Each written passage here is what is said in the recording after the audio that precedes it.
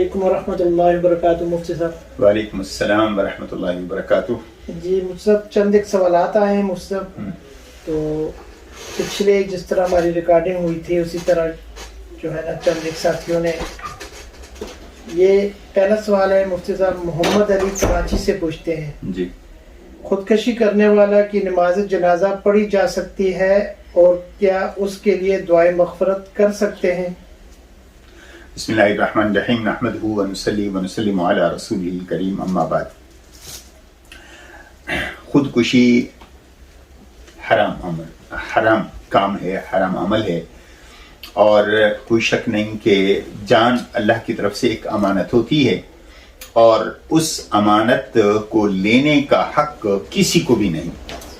اسی لیے اللہ نے قتل کو گناہ کبیرہ قرار دیا ہے اور اس کی سخت ترین سزا کا ذکر کیا ہے۔ جو شرک کی سزا کا اللہ نے قرآن میں ذکر کیا ہے، قتل کی سزا کا بھی یہی ذکر کیا ہے۔ بس اتنا فرق ہے کہ توبہ کا دروازہ کھلا ہے، اور اگر شرک سے توبہ ہو سکتی ہے، اور قتل سے یہ ہے کہ اگر مقتول معاف کر دے روز قیامت تو اللہ تعالیٰ اس کو بھی معاف کر دے گا، لیکن رہتا ایمان کے اندر ہے۔ تو اسی طرح خودکشی کرنے والا یہ ایمان سے نکل نہیں جاتا، ایمان تو رہتا ہے، لیکن یہ عمل بذات خود بہت گمبھیر ہے، ناجائز ہے، اور اس عمل کو اختیار کرنے کا انسان سوچ بھی نہیں سکتا۔ البتہ اگر کسی نے کر لی کوئی ایسی حرکت تو اس کی بھی دو صورتیں ہیں، ایک جیسے اجتماعی طور پر دوسروں کو بھی نقصان پہنچاتے ہیں، وہ تو اور زیادہ ایک قبیح عمل ہو گیا، اور ایک یہ ہے کہ خود اپنی حال احوال سے، خاندانی یا معاشرتی حال سے وہ تنگ تھا اور اس نے اپنی جان لے لی، یا بیماری میں کوئی ایسی مبتلا تھا کہ اس نے اپنی جان لے لی، تو یہ ایک انڈیویجول ایکٹ ہے۔ اس کے سلسلے میں یہ ہے جو معزز لوگ ہیں وہ اس میں شریک نہ ہوں، اور البتہ باقی مسلمان اس کا جنازہ پڑھ لیں، دعائے مغفرت کر سکتے ہیں، اس لیے کہ دعائے مغفرت گارنٹی نہیں ہوتی کہ آپ نے دعائے مغفرت کر لی تو بس اس کی بخشش ہو گئی، اور پھر اللہ تعالی ہر بندے کے ساتھ معاملہ اس کے اعمال اور نیت کے ساتھ کرتا ہے۔ میری اور آپ کی کسی کے لیے دعائے مغفرت کرنا ایک حسن ظن کی بنیاد پر ہوتی ہے، اور اس بندے کے انجام سے اتنا تعلق ہوتا ہے کہ اگر اس کے صغیرہ گناہ ہیں تو اللہ تعالیٰ معاف کر دیں گے، اور اگر کبیرہ گناہ ہیں تو کیا سارے لوگ بھی اس کے لیے دعائے مغفرت کر لیں تو جب تک وہ گناہ کی سزا نہیں بھگتے گا اللہ تعالیٰ اس کو نہیں معاف کرے گا۔ تو وہ اللہ تعالیٰ کا کام ہے۔ آپ اگر دعائے مغفرت کر بھی لیتے ہیں تو اس سے کوئی حرج نہیں، وہ دعائے مغفرت کا محل وہی ہوگا جو اللہ جس کو دینا چاہتے ہیں۔ تو اس لیے اگر دعائے مغفرت کر بھی لی تو کوئی حرج نہیں ہے، اور البتہ خودکشی کا انسان تصور بھی نہ کرے، سوچے بھی نہیں، اور اگر کسی نے کر لی ہے تو جنازہ اس کا بھی نہ چھوڑے، اس لیے کہ مسلمان ہے اور یہ گناہ کبیرہ ہے۔ گناہ کبیرہ کے مرتکب کی نماز جنازہ ادا کی جاتی ہے۔ ماشاءاللہ۔ جی ابرار حسین صاحب پوچھتے ہیں جی، عورتیں جو کنگھا لگاتی ہیں اپنے بالوں میں، ٹوٹے ہوئے بال کہاں پھینکیں؟ جی زمین کے اندر دفنا دیں۔ انسان کے جسم سے جو چیز نکلتی ہے وہ بھی قابل احترام ہے، بال ہیں، ناخن ہیں، یا اس کا کوئی عضو ٹوٹ جاتا ہے یا کاٹ دیا جاتا ہے تو اس کو زمین کے اندر دفنا دیں، یہی حکم ہے، بجائے اس کے کہ لوگوں کے کھانوں میں جائیں بال اڑیں، یا ہاتھوں میں، پاؤں میں، یا منہ پہ لگیں، یا باہر ایسے وہ اڑتے رہیں، تو ان کو سنبھال کے کسی جگہ زمین میں دفن کر دینا چاہیے۔ اچھا جی، محمد سلیمان صاحب ہیں، آج کل میڈیا پر ایک پیغام آتا ہے کہ رمضان شریف کے حوالے سے جو اطلاع دے گا سب سے پہلے تو جنت میں جائے گا، یا فلاں میسج 10 لوگوں کو بھجوا دیں جنت واجب ہو جائے گی، ایسے میسیجز کی شرعی حیثیت کیا ہے؟ سعید بھائی بڑا ایسا سوال ہے کہ اس پر ہنسی بھی آتی ہے۔ جنت کو اللہ نے آسان بنایا ہے لیکن سستا نہیں بنایا۔ آسان ہونا اور سستا ہونا دو الگ چیزیں ہیں. جنت ایسی بھی سستی نہیں کہ بس آپ انگلیوں کی مار پہ آپ جنت حاصل کر لیں کہ بس یہ انگلی ادھر ادھر کریں کلک کریں بس جنت آپ کے پاس پہنچ گئی. ہم عمل سے جب انسان عاری ہوتے ہیں تو پھر اس طرح کے سہارے ڈھونڈتے ہیں, یا مشکل کام انسان جب نہیں کرنا چاہتا تو پھر آسانی ڈھونڈتے ہوئے اس طرح کی چیزوں پہ بھروسہ کر لیتا ہے. سب سے پہلی بات یہ کہ ایسی کوئی حدیث نہیں ہے. یہ ربیع الاول سے پہلے بھی اس طرح کے پیغامات آنا شروع ہو جاتے ہیں کہ جو پہلے اطلاع دے گا.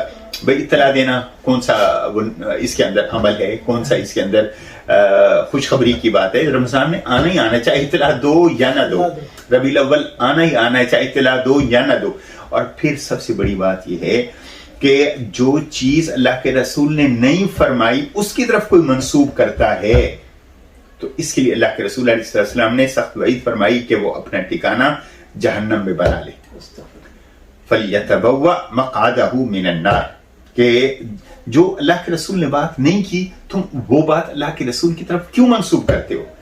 اور پھر دین سے متعلق کوئی چیز ہے تو وہ جب تک اتھینٹیسٹی نہ ہو, جب تک اس کا ثبوت نہ ہو, کسی کو وہ بات کرنے کا حق نہیں ہے. اسی لیے اور اسی طرح یہ بھی لوگوں کے خوف سے کھیلتے ہیں لوگ. وہی 10 آدمیوں کو بھیجو گے تو آپ کو یہ چیز ملے گی, نہیں بھیجو گے یہ نقصان ہو جائے گا. یہ بھی لا خوف علیہم ولا هم يحزنون, اللہ نے اللہ کے ولیوں کے لیے فرمایا. اور ہر مومن اللہ کا ولی ہوتا ہے اگر وہ اللہ سے ڈرنے والا بن جائے تو وہ اللہ سے ڈرنے والا یہ خوبی رکھتا ہے کہ اللہ کے علاوہ کسی اور کا خوف اس کے دماغ پر سوار نہیں ہوتا, کہ اس کے خوف کی وجہ سے کوئی وہ حرکت کرے جو اللہ کو ناپسند ہو, یا ایون جو اللہ کو پسند ہو اللہ کے غیر کے خوف کی وجہ سے اگر کوئی کرتا ہے تو اس نیکی کا بھی کوئی فائدہ نہیں. اسی طرح کسی چیز کی امید ہے تو وہ امید نیکی کی یا جنت کی اگر امید رکھتا ہے تو وہ امید جنت کی ان اعمال کے اندر ہوگی جس کو اللہ اور اس کے رسول نے مستحسن قرار دیا ہے. جو اس سے ہٹ کے ہیں اپنی طرف سے کسی چیز کو اچھا سمجھ کے اور جنت کا حقدار بنتا ہے تو شریعت اس کو قبول نہیں کرتی.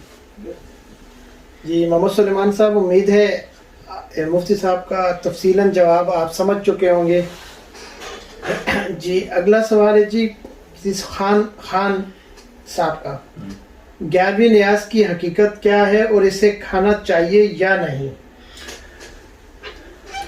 اچھا, یہ بھی بڑا اہم سوال ہے کہ 11ویں خود دیکھیں جو دین ہے وہ تو مکمل ہو چکا. الیوم اکملت لکم دینکم اتممت علیکم نعمتی ورضیت لکم الاسلام دینا. یہ حضور صلی اللہ علیہ وسلم پر دین کی تکمیل ہو چکی.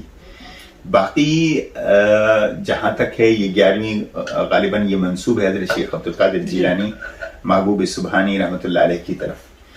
اب اس کا کیا بیک گراؤنڈ ہے, شریعت میں ایسا کوئی حکم نہیں ہے کہ کسی بزرگ یا کسی شیخ عبدالقادر جیلانی تو ولی ہیں, بہت بعد کے ہیں. صحابہ یا تابعین یا تبع تابعین میں سے ہم کسی کے یوم پیدائش یا یوم وفات پر کوئی عمل چاہے نیکیوں کا ہی ہو اس کو خاص کر کے اختیار کرنے کا کہیں بھی حکم نہیں ہے.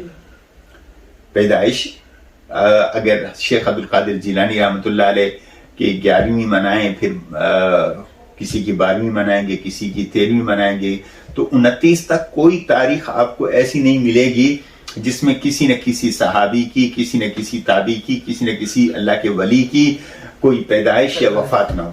تو اس لیے شریعت سادہ دین ہے. ہاں اللہ کے نام پہ آپ صدقہ کریں, 11ویں کو کریں, 12ویں کو کریں, 13ویں کو کریں, صبح کریں, شام کریں, تھوڑا کریں, زیادہ کریں, زندہ جانور دیں, گوشت کر کے دیں, چنے دیں, چینی دیں, کوئی ضرورت کی چیز دیں, کپڑے دیں, اللہ کے ہاں قبول ہیں. لیکن اگر کوئی فکس کر دیتا ہے تو کہ نہیں اس تاریخ میں دینا ہے اور یہ چیز دینی ہے تو اس کے لیے ثبوت چاہیے ہوتا ہے, اور اگر ثبوت نہیں ہے تو اس کو پابند نہیں کیا جا سکتا. اس لیے اس طرح کی چیزیں شریعت نے نہیں لاگو کی، نہ ہمیں ذخیرہ احادیث میں ایسا کوئی ثبوت ملتا ہے، اور ہو بھی کیسے سکتا ہے؟ احادیث تو اللہ کے رسول صلی اللہ علیہ وسلم یا صحابہ کرام کے دور کی، اور یہ بزرگ تو بہت بعد میں آئے، تو اس لیے شریعت کو سادہ رہنے دیں، سادہ ہی رکھیں۔ جو چیز اللہ اور اس کے رسول نے لازم نہیں کی یا صحابہ کرام کا اس پر عمل نہیں ہے تو ہم اس کو دین کے اندر ایڈ نہ کریں۔ اور یہ جو ان کا دوسرا ہے کہ کیا اسے کھانی چاہیے یا نہیں؟ دیکھو، اگر تو غیر اللہ کے نام پر کوئی چیز دی جائے وہ تو ناجائز ہے، اگر اللہ کے نام پر کوئی چیز دی جاتی ہے تو اس کو کھا سکتے ہیں۔ یہ 11ویں جو ہے نا کرتے ہیں نا، یہ تو اللہ کے نام پہ نہیں ہوتی۔ اگر اللہ کے نام پر نہیں ہے، حتیٰ کہ کسی بزرگ یا بزرگوں سے بھی اوپر کسی صحابی کے نام پر بھی ہو تو وہ بھی ناجائز ہے، کیونکہ اس سلسلے میں وما اہل بہ لغیر اللہ، جو اللہ کے علاوہ کسی اور کے نام پر یا تقرب حاصل کرنے کے لیے چیز دی جائے یا ذبح کیا جائے، شریعت نے اس کو ممنوع قرار دیا، حرام قرار دیا۔ عموماً عام مسلمان ظاہر غیر اللہ کے نام پر نہیں کرتا، لیکن جہالت کی وجہ سے لوگ کچھ کر جاتے ہیں، تو ویسے تو ظاہر غیر اللہ کے نام پر کوئی بھی چیز ہوگی وہ ناجائز ہوگی، لیکن اگر اللہ کے نام پر ہے اور جہالت کی یا لا علمی کی وجہ سے کوئی شخص اس کو لازم سمجھ کے کر رہا ہے تب بھی اسے اوائڈ کرنا ہے، اور لیکن ہم اس کو حرام نہیں کہیں گے، کیونکہ جو اگر اللہ کے نام پر کوئی چیز دی ہے تو ہم اس کو حرام نہیں کہیں گے، لیکن اگر غیر اللہ کے نام پر ہے، اللہ کے علاوہ کسی اور کے نام پر ہے تو وہ ناجائز ہے۔ اچھا جی، اسد محمد صاحب پوچھتے ہیں کیا پاؤں میں جوتے پہن کر نماز پڑھ سکتے ہیں؟ اگر ضرورت ہو، مثلا کہیں ایسی جگہ پہ ہے جنازہ پڑھ رہا ہے اور جوتے بھی پاک ہیں، یا جہاد کے اندر ہے صف بندی کہ اس میں جوتے اتار کر نماز پڑھنے میں کوئی نقصان کا اندیشہ ہے، مثلا کسی ایسی جگہ پہ کھڑا ہے جہاں کیڑے مکوڑے یا زہریلے حشرات الارض ہیں، تو اس صورت میں اس کے لیے گنجائش ہے، لیکن اس کی شرط یہی ہے کہ وضو بھی ہو اور جوتے بھی پاک ہو۔ اگر جوتوں کو گندگی لگی ہوئی ہے تو وہ ظاہر ہے ان کے ساتھ نماز پڑھنا جائز نہیں ہے۔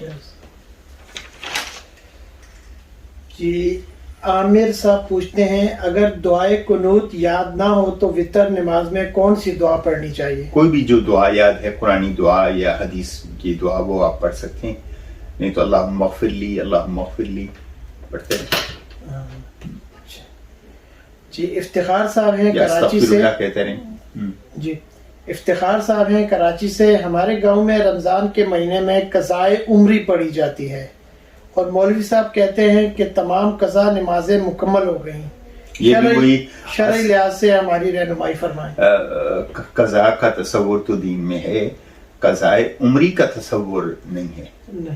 یعنی وہی بات ہے کہ جیسے انگلیاں کے ہیر پھیر سے ہم جنت پالیں، ایسے ہی جو ذمہ داری اللہ نے ہمارے کندھوں پہ ڈالی ہے اور اس کو بس ایک آدھ خاص دن یا خاص رات کے اندر 2 رکعتیں 4 رکعتیں پڑھ کے ہم سارا وہ بوجھ ہمارے کندھوں سے اتر جائے، ایسا نہیں ہے۔ جو ذمے ہیں ان کو پورا کرنا ہے۔ اگر یاد نہیں ہے تو انسان استغفار کرے، توبہ کرے، اور خود قضا کرنا جان بوجھ کے یہ بھی تو ایک گناہ ہے، اس پر انسان کو توبہ کرنا ہوتی ہے، توبہ کرے۔ اور ایسی کوئی نماز شریعت میں نہیں ہے۔ آپ کو شریعت میں کئی طرح کی نمازیں آپ کو ملیں گی۔ بارش کے لیے نماز ہے، سورج گرہن ہے اس کے لیے نماز ہے، چاند گرہن ہے اس کے لیے نماز ہے، خوف کی نماز ہے، اور قنوت کی نماز ہے، جنازہ کی نماز ہے، تراویح کی نماز ہے۔ قضائے عمری کوئی ایسی نماز نہیں۔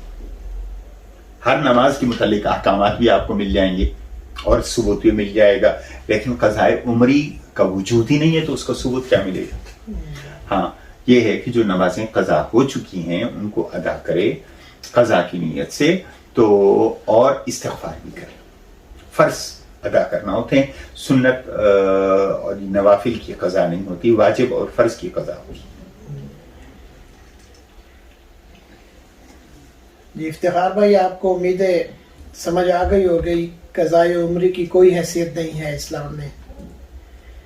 جی الطاف صاحب ہیں، مفتی صاحب میت کو غسل دینے کا شرعی طریقہ کیا ہے؟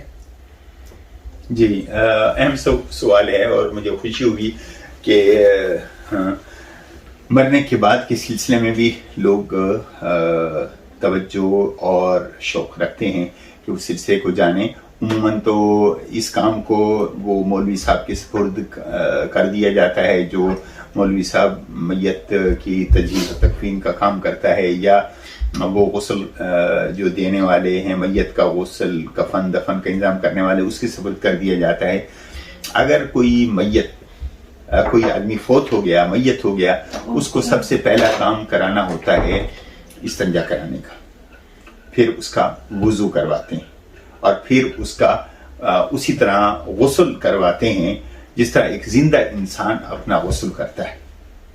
ٹھیک ہے، البتہ اس میں یہ ہوتا ہے جن جگہوں پہ ظاہر زندہ انسان کلی کرتا ہے، ناک میں پانی ڈالتا ہے، تو میت کے لیے یہ ممکن نہیں ہے، تو گیلی کپاس گیلے کر کے اس کے دانتوں کے اوپر پھیری جائے، اور اس طرح اس کا منہ کے اندر ڈال کے اس کا صفائی کر دی جائے، اسی طرح ناک کے اندر بھی ڈال دی جائے۔ باقی پانی بہانا ہوتا ہے اور اس کو ملنا ہوتا ہے، 3 دفعہ پانی اس کے پورے جسم پر بہانا ہے، دائیں طرف سے پہلے، پھر بائیں طرف، اس طریقے سے، اور اس طریقے سے میت کا غسل ہو جائے۔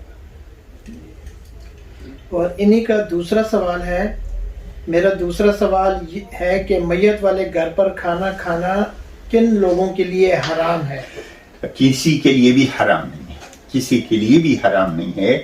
اور میت والوں کے گھر میں حضور صلی اللہ علیہ وسلم نے جب حضرت جعفر کی شہادت کی خبر آئی تھی، تو حضور صلی اللہ علیہ وسلم نے ان کے گھر اپنے گھر والوں سے کہا تھا کہ ان کے گھر کھانا بنا کے بھیجو، کہ وہ دکھ کے اندر ہیں، افسوس کے اندر ہیں۔ تو اس لحاظ سے اگر کوئی شخص ان کے ہاں کھانا لے کے جاتا ہے یا ان کے کھانے کا انتظام کرتا ہے، 3 دن تک ہے، تو وہ کر سکتا ہے۔ باقی آلریڈی وہ ایک مشکل کے اندر ہیں، پریشانی کے اندر ہیں، دوسرا لوگ ان کے گھروں میں جا کے بیٹھ جائیں اور بوجھ بنے، تو وہ اخلاقی طور پر بھی ٹھیک نہیں ہے۔ باقی حرام کا کہیں پہ ذکر نہیں کہ وہ حرام نہیں ہو جاتا، لیکن چونکہ وہ حالت دکھ اور حالت افسوس کے اندر ہیں، تو ان کے ساتھ اظہار تعزیت کرنا ہے، افسوس کا اظہار کرنا ہے، ان کو تسلی دینی ہے، نہ یہ کہ ان کے اوپر انسان بوجھ بن جائے۔ جی الیاس صاحب ہیں کراچی سے، مال کا اسٹاک لگانا جائز ہے یا نہیں؟ جو ہے ضرورت کی چیزیں، مثلا گندم ہے، آٹا ہے، چینی ہے، بنیادی سبزیاں ہیں، بنیادی ضرورت کی چیزیں ہیں، اور اگر ان کا اسٹاک کرتا ہے اور جس کی وجہ سے مصنوعی شارٹیج ہو جاتی ہے، تو یہ ناجائز ہے۔ حضور صلی اللہ علیہ وسلم نے اس کو منع کیا۔ اور اگر تعیش کی چیزیں ہیں، رولیکس گھڑی ہے، قیمتی کپڑے ہیں، بنیادی ضرورت کے نہیں، قیمتی کپڑے ہیں، یا زیور ہے یا سونا ہے، اس کا اگر کوئی اسٹاک کرتا ہے تو اس میں گناہ نہیں ہے۔ البتہ بنیادی ضرورت کی چیزیں ہیں، انسان کے خوراک کی ہیں جیسے، اور بنیادی استعمال کی جو چیزیں ہیں، اگر وہ ہیں تو ان کا اسٹاک کرنا کہ قیمت بڑھے گی پھر بیچوں گا، وہ ناجائز ہے۔ جی حافظ سہیل صاحب ہیں یو کے سے، تبلیغ پر گیا ہوا شخص مسافرانہ نماز پڑھے گا یا پوری نماز پڑھے گا؟ دیکھیں، مسافر ہوتا ہے، چاہے کوئی شخص تبلیغ کے لیے جائے، تجارت کے لیے جائے، گھومنے پھرنے کے لیے جائے، جو اپنے وطن سے دور ہو گیا، 48 میل کے فاصلے پر ہو گیا، تو اگر اس جگہ پر اس نے 2 ہفتے یا اس سے کم عرصے رہنا ہے، 2 ہفتے سے کم عرصہ رہنا ہے، تو وہ پھر مسافر رہے گا، چاہے وہ جماعت کے ساتھ ہو یا تجارت کے لیے گیا، وہ کسی مقصد کے لیے گیا ہوا ہے، اپنے گھر سے دور ہو گیا تو وہ مسافر ہو گیا۔ اگر اس نے سال کے لیے مثلا ایک شخص نکلا ہے، لیکن کسی ایک جگہ پر 2 ہفتے وہ قیام نہیں کر رہا، بلکہ 8 دن 10 12 دن 13 دن وہ سفر قیام کر کے پھر آگے چل پڑتا ہے تو وہ سارے سال مسافر رہے گا. ٹھیک ہے. لیکن کسی ایک جگہ پر مسلسل اس کو 15 دن قیام کرنا ہوگا یا اس سے زیادہ تو وہ پھر مقیم ہو جائے گا وہاں پہ پوری نماز پڑھے گا, ورنہ وہ مسافر رہے گا. جی عابد صاحب ہیں اٹک سے, مسجد کے لیے وقف جگہ کو بیچ کر دوسری جگہ لے سکتے ہیں یا دوسری جگہ سے تبدیل کر سکتے ہیں جبکہ وقت کرنے والا فوت ہو چکا؟ وقف جب ہو جائے تو پھر اس میں تبدیلی کی اجازت نہیں ہوتی نا. وہ ایک دفعہ چیز وقف ہو گئی تو وہ اللہ کے ملکیت میں ہوگی. اب کسی کو حق نہیں ہے کہ اس کے اندر رد و بدل کرے. جی محمد طاہر صاحب ہیں, با جماعت نماز کے بعد اجتماعی دعا کتنی ضروری ہے؟ اتنی بھی ضروری نہیں جتنی ہم سمجھتے ہیں, اور اصل میں اجتماعی دعا پر تو علماء کا اختلاف ہے, اور جس چیز میں اختلاف ہو جائے تو اس کا مطلب ہے کہ اس کے ثبوت میں قوت نہیں ہے. ٹھیک ہے. تو اس لیے آپ امت کی ایک بہت بڑی تعداد آپ ان لوگوں کی دیکھیں گے جو ہاتھ اٹھائے بغیر دعا کرتے ہیں. دعا کا ثبوت تو ہے, ٹھیک ہے, باقی ہاتھ اٹھا کے اکٹھے اجتماعی دعا یہ مختلف فی ہے. ٹھیک ہے. ہمارے ہاں اکابرین کا ایک معمول ہے, ایک تعلیم کے لیے اس کی اجازت بھی دیتے ہیں, لیکن اگر کوئی چھوڑ دیتا ہے تو نماز اس کی مکمل ہے, اس لیے کہ یہ نماز کا حصہ نہیں ہے, نماز کے بعد کا عمل ہے. اور مانگ لیتا ہے اچھی بات ہے, نہیں مانگتا تو گناہ نہیں. تو اس لیے اس چیز کو کوئی ایسا ایشو ہم نہ بنائیں کہ اگر نہیں مانگی تو نعوذ باللہ اس کی نماز نامکمل ہوگی, ایسی بات نہیں. اور دعا کا شاید ہی امت میں کوئی ایسا بندہ ہوگا جو اختلاف کرتا ہوگا. اختلاف صرف ہاتھ اٹھا کر دعا کرنے میں ہے. دعا کا ثبوت ہے, حضور صلی اللہ علیہ وسلم نے نماز کے بعد دعا کی. کئی دعائیں جو ثابت ہیں, لا الہ الا اللہ وحدہ لا شریک لہ, اللہم انت السلام و منک السلام, اللہم لا مانع لما اعطیت, یہ ساری دعائیں حضور صلی اللہ علیہ وسلم سے ثابت ہیں نماز کے بعد کی. لیکن ہاتھ اٹھا کر اجتماعی دعا اس پر اختلاف ہے. ہمارے ہاں اکثریت جو پاکستان, بنگلہ دیش اور ہندوستان کے مسلمان وہ اس بات پر عمل کرتے ہیں, اور عرب دنیا میں اس پر عمل نہیں ہوتا.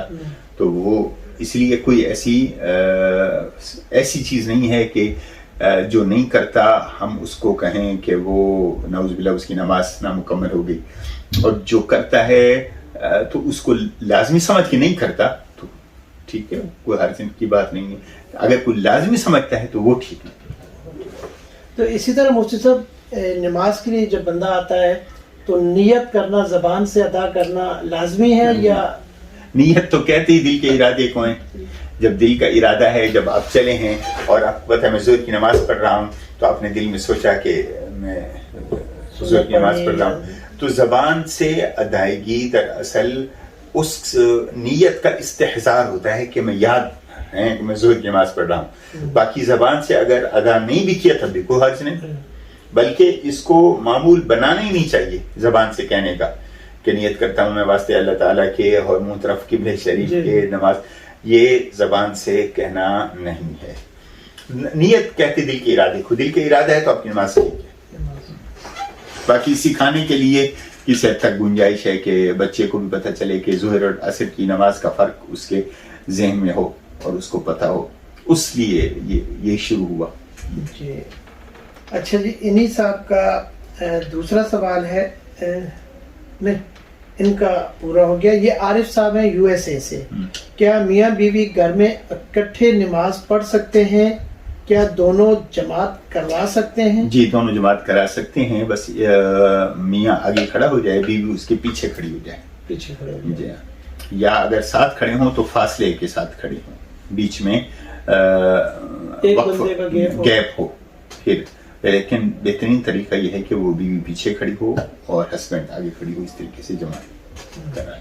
انہی کا دوسرا سوال ہے، سفر کے دوران اگر پوری نماز پڑھیں تو ٹھیک ہے یا نہیں؟ نہیں، ٹھیک نہیں ہے، اللہ کی طرف سے دی ہوئی رخصت ہے، تو خدا کی طرف سے دی ہوئی رخصت کو اختیار کرنا یہ ضروری ہے، اور اپنی طرف سے عزیمت ظاہر کرنا یہ ٹھیک نہیں ہے۔ اللہ کی طرف سے گفٹ ہے، everybody has to accept.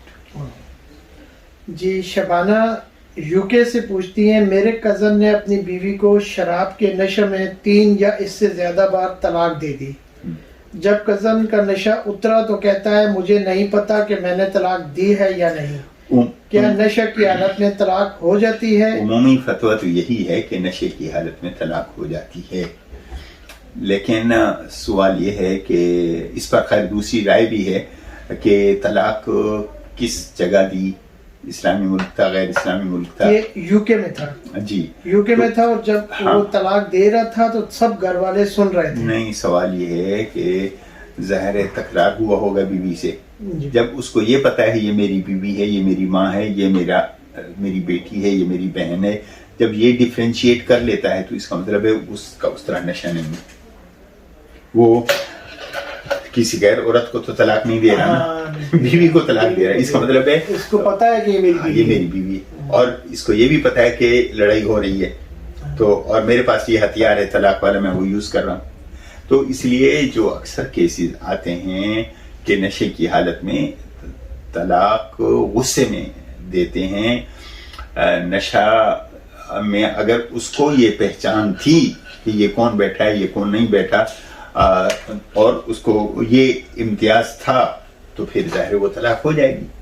اور اگر کسی کو اتنا بھی ہوش نہیں تھا، نہ ہی ماحول لڑائی کا تھا، تو ویسے منہ سے طلاق اس کے نکلا ہے، لیکن اس کو ہم صرف طلاق کا لفظ تو نہیں نکلا ہوگا نا، اگر اس طرح پھر اور بھی کئی جملے کوئی لفظ بولے ہوں گے، تو وہ سارا جج کرنا پڑے گا کہ آیا واقعی اس کو نشہ تھا، یا ایسے ہی ہے جیسے کوئی بندہ خواب دیکھ رہا ہو، خواب میں زبان سے کوئی الفاظ ادا ہوتے ہیں، خواب دیکھنے والے کو بھی بعد میں نہیں پتا ہوتا کہ وہ کیا کہہ رہا ہے، تو وہ اس کیفیت کو جاننے سمجھنے کی ضرورت ہوتی ہے۔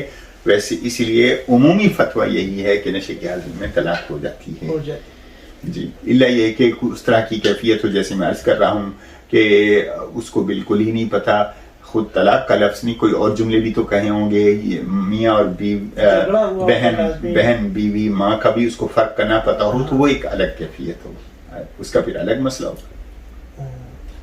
جی سامعین کرام، آپ کے سارے سوالوں کے جوابات مفتی صاحب نے بہت آسان طریقے سے دے دیے ہیں۔ امید ہے کہ آپ کو اچھا لگا ہوگا، آپ سمجھ چکے ہوں گے، اور اسی طرح اگر آپ کے کوئی سوالات ہیں تو نیچے ڈسکرپشن میں دیے ہوئے واٹس ایپ نمبر پر یا ای میل آپ کر سکتے ہیں اپنے سوالات، اور اسی کے ساتھ ہم اجازت چاہتے ہیں۔ شکریہ، وعلیکم السلام ورحمۃ اللہ وبرکاتہ۔